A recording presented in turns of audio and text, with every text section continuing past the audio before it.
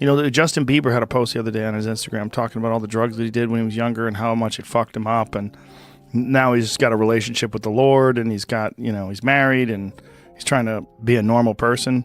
Yeah. But he's struggling with the fact that he was insanely famous when he was a kid. You know, Diddy bought his son a Bentley. Maybe, you know, he could buy you one also while you're He out. got me a Lamborghini. Oh, well, that's nice. I haven't gotten it yet, though. Yeah, I know. When is that coming, that Lamborghini? We talked about this last He time. had the Lamborghini for a day or two, and he had access to the house, and he knows better than to be talking about the things that he does with Big Brother Puff on national television. Well, apparently not. Something. Yo, Justin, you ever seen the movie 48 Hours? Right now, he's having 48 hours with Diddy, him and his boy. They're having the times of their lives, like, you know, where we hanging out and what we doing.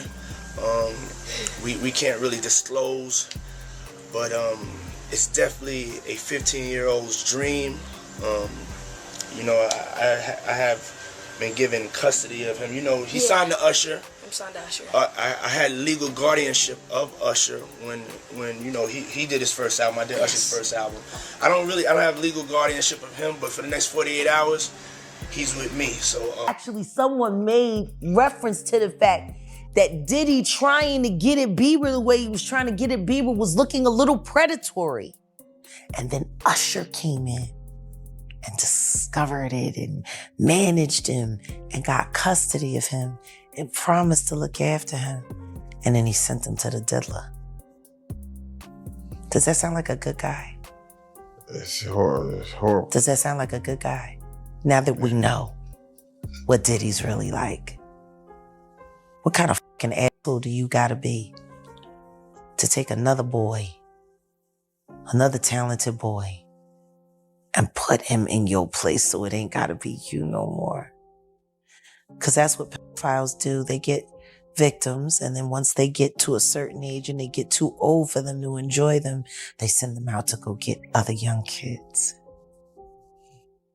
Now, if Usher is a procurer, and if Usher knew what was going to happen to any of those young children that he took to the Flavor Freak off, is he a good guy? Especially considering what happened to him, especially considering that he sat with Howard Stern, and Howard Stern said, would you send your kids to Puffy's Flavor Camp? And his immediate response was, hell no! So it's good enough for everybody else's kids, but it's not good enough for yours. Joe Rogan sat back in his chair, shaking his head as new revelations about Diddy poured across the screen. This is insane, he muttered. What he had just read wasn't a rumor, it was a connection between Diddy and a 15-year-old Justin Bieber that now seemed impossible to ignore. The timeline didn't lie, Justin was just a kid, new to fame, wide-eyed, and eager to please. Diddy, already a powerhouse, stepped in early.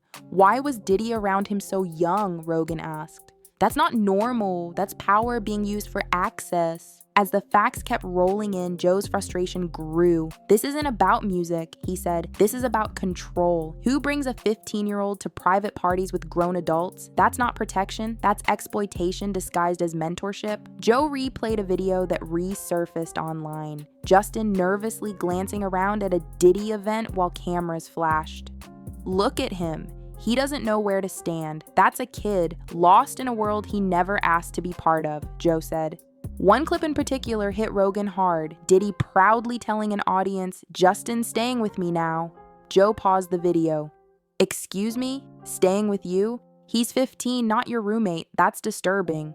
The more Joe saw, the more enraged he became. The industry let this happen. People close to Justin didn't step in. They enabled it. Maybe not on purpose, but silence is complicity, and this silence lasted for years. Joe dove into the psychology of grooming. It starts with gifts, with promises, with influence. You surround a kid with wealth and opportunity, and suddenly they're under your control. That's manipulation, plain and simple.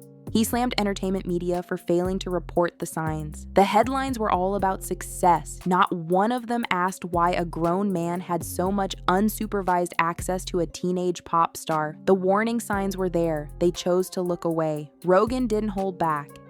This isn't just about Diddy. This is about an entire system that lets predators thrive because they're rich, powerful, and untouchable. Until now. As new court filings and whistleblower interviews came to light, Joe started connecting the dots. It's all adding up. Justin's mental breakdowns, the crying on stage, the sudden disappearances. That wasn't random. That was trauma bubbling up. Joe talked about Justin's transformation. He went from smiling kid to someone clearly in pain. And the industry just kept pushing him forward, never asking why. It makes you wonder what was happening behind closed doors. Joe then referenced an old interview clip where Justin hesitated before answering a question about Diddy. Watch that, you can see it. He's calculating every word. That's not normal. That's fear. That's someone protecting themselves. He reminded his viewers, when someone young is in the spotlight and surrounded by power, it's the adult's job to protect them. Diddy failed that. Worse, he used that power for his own control. The fact that Diddy never had to answer for this before shocked Joe. He bragged about being around Justin. He put it on camera. And still, no one said a thing.